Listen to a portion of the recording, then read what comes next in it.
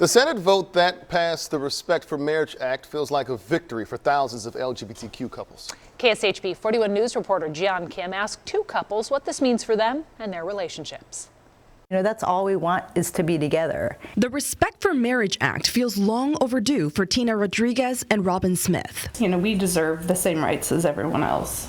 The two tied the knot last year in Colorado after building their lives together for 17 years. So knowing there's a chance that same right can be overturned by the Supreme Court for others is a genuine concern. Like with Roe v. Wade, it's destructive to so many people, you know, and so many people that have gotten married, and whether the state recognizes it or the government as a whole recognizes it. Smith believes there should always be a separation of church and state, especially when it comes to who you love. She's grateful for the sacrifices of those who paved the way for marriage equality. Afraid.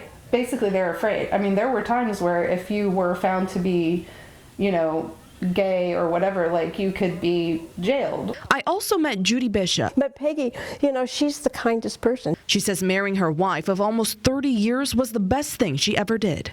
I look at us and I look and think, thank heavens. They finally passed a marriage act. Why not? What is everybody so afraid of?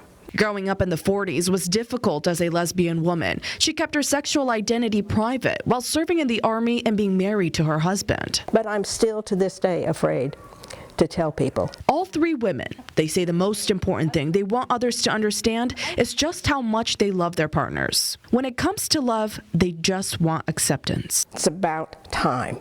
In the end, it's not for you to judge. Gian Kim, KSHB 41 News.